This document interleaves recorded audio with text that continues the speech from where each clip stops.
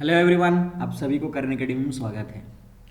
बच्चों, आप लोगों का मैट्रिक इंटर का परीक्षा का फॉर्म आज के न्यूज़पेपर के माध्यम से ये निकल कर आ रहा है कि आपका परीक्षा जो देना है उससे पहले एक फॉर्म फिलअप किया जाता है। इस परीक्षा का फॉर्म अगले माह शुरू होगी। एक्चुअली इसी अक्टूबर में शुरू होने वाला था, लेकिन आप सब जानते होंगे कि यहाँ विधानसभा चुनाव का ये कोड ऑफ कंडक्ट लग चुका है और ये विधानसभा चुनाव 23 तारीख को इसका रिजल्ट आ रहा है चुनाव का। उसके बाद ही आपको सारे जो कागजात है, जो भी आपके रूल्स एंड रेगुलेशंस हैं, ये सब कर पाता है तो करेगा। तो परीक्षा का फॉर्म ऑनलाइन भरा जाएगा।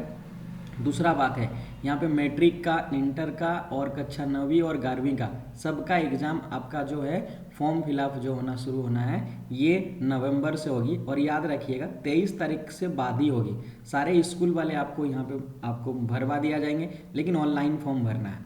दूसरा यहाँ पे जो इम्पोर्टेंट बात निकल कर आ रही है वो हमारा एग्ज़ाम डेट को लेकर, जो कि एग्ज़ाम डेट देखो फरवरी में होगी। और आशा करते हैं जो आपका एग्ज़ाम है ये 20 फरवरी के बाद से ही शुरू होगी।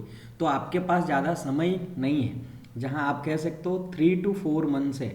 और इस 3 to 4 मंथ्स में से आपको अच्छे तैयारी करना है, अच्छे स्कोर करना है, अच्छे रिवीजन करना है। और जितने टाइम आप रिवीजन कर पा रहे हो उतना अच्छा आपका मार्क्स आएगा। रिवीजन ही डिपेंड करेगा मार्क्स कितना आएगा। अगर आप पूरी तरह से पढ़ ले रहे हैं, क्योंकि सिलेबस दिसंबर तक ख़त्म कर लेना होगा आपको, है ना। यदि ख़त्म नहीं करते हैं, क्योंकि 2 महीने आपको पूरी तरह से रिवीजन में टाइम देना पड़ेगा। और यदि आप उसके बाद भी पढ़ते रहोगे तो आपके मार्क्स आने की संभावना कम होगी, क्योंकि आपको सब चैप्टर को कवर करना है, उसके बाद उसको रिवीजन करिएगा।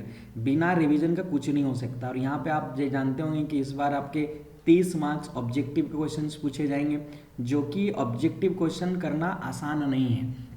इसीलिए कह रहा हूँ क्योंकि यहाँ 4 ऑप्शंस में से एक ऑप्शन लगता है ऐसा, लेकिन जब तक आप परफेक्ट नहीं जानेंगे तब तक आप नहीं कर पाएंगे। और जो कि बाकी अगर लघु उत्तरीय और दीर्घ उत्तरीय प्रश्न होते हैं तो कभी कभी कुछ ऐसे प्रश्न होते हैं जहाँ पर आप आइडिया से भी आप लिख सकते हो तो आपके आंसर बन जाते हैं। अगर 3 नंबर का तो 1 नंबर कम से कम उसे मिल जाता है, लेकिन इसमें नहीं होगा। बात समझ में आ रहा है? इसीलिए आप रेडी रहिए। फरवरी में एग्ज़ाम होने वाला है, 20 के बाद ही होने वाला है और आपके पास 3 से 4 महीना बचे हुए हैं। तो आप उसी तरह से अपना रणनीति बनाइए और पढ़ाई शुरू करिए।